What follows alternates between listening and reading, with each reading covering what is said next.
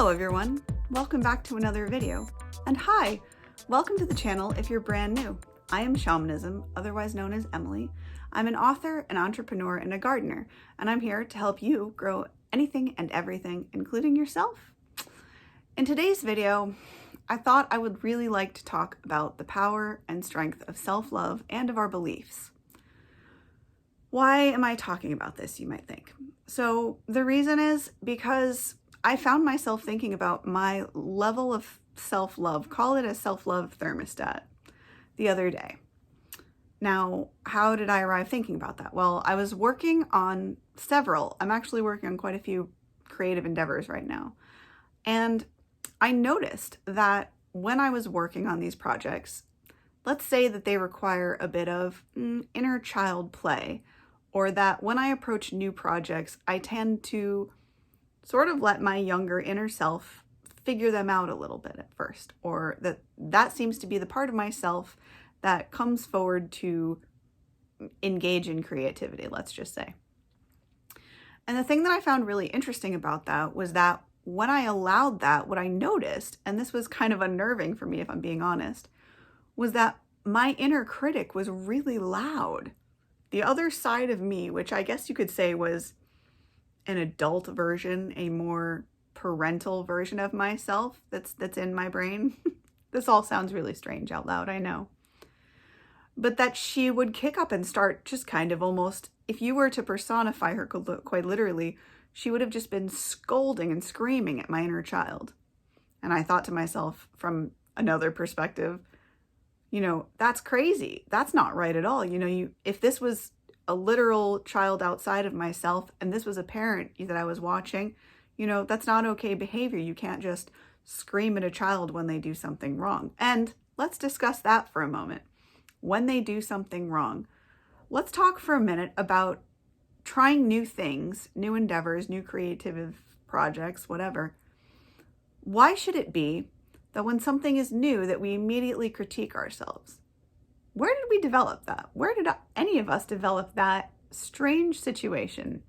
I guess that perhaps you could say it came from the schooling systems, but isn't it interesting that so many of us have that block, that when we try something we've never done before, it doesn't take long for our inner, our inner punisher to act up and say, hey, you're doing bad, you're doing wrong, which is interesting because kids are innocent. They are, they haven't gotten into anything when they first come into the world. Babies are completely innocent, And so it got me thinking about self-love and belief systems. And these belief systems that we have are, I think for the most part, not our own. And so what I want to encourage you guys to do today is love yourselves so much more. I realized by engaging in these new experiences, these things that are out of my comfort zone, that holy cow, my self-talk's really negative and I need to love myself even more than I realized.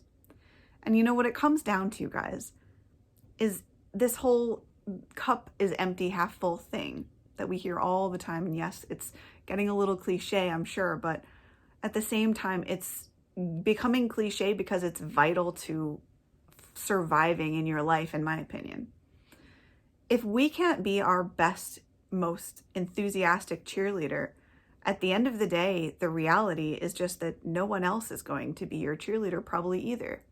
Because much like on a plane, when they tell you to secure your own oxygen mask before you attend to anyone else, if you don't have a big enough well or wellspring or fountain or whatever you'd like to call it of your own self-love, guess what? It's going to be a lot harder for you to connect and for other people to fall in love with you, which isn't to say that you're unlovable or anything like that.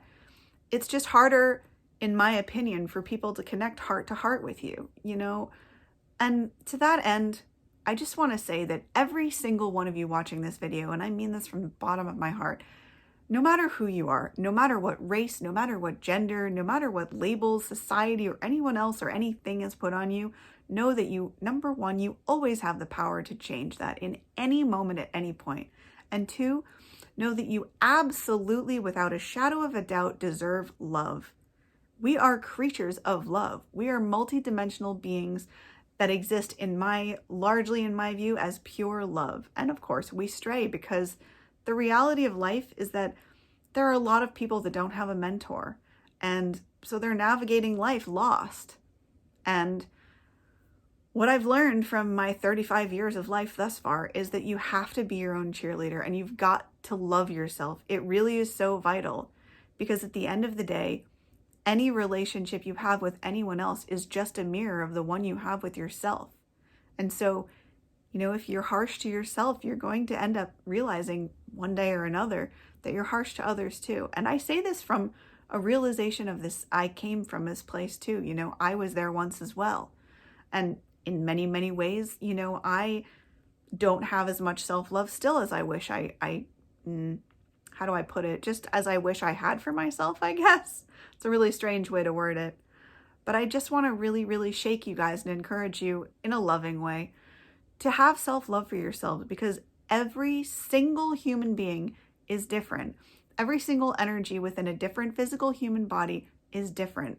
And just like snowflakes and just like any plant, guys, take a pea plant, for instance. I don't know why I always seem to reference peas, but they have, in my opinion, some of the most beautiful flowers. So I think of peas a lot. They're also just one of my favorites to grow. But every single pea plant, yes, okay, so they're all pea plants, just like we're all human beings. We're all humans being on Earth. But the thing is, every single human being has their own flavor, and yours is an important spice to the life that is life around us, which is the world. So please do the world the favor of just being yourself. Boldly be exactly who you are. I encourage you in these times right now to find yourself, figure out who you are and what matters to you, and then radically love yourself. I mean, love yourself to the point that it doesn't matter what anyone anywhere could try to tell you that you should think about yourself, because you know who you are and you know how strong you are and you know what you're capable of. And you love yourself so much that all you exude is love and positivity. Or, it's not realistic to think that we're going to exude love and positivity at all times. But that being said, you'll be such a bigger beacon for positive things in your life, for your manifestations to go so much more quickly if you can find just the deepest well of self-love for yourself. So I encourage you just to go on the self-discovery journey and see, who exactly are you?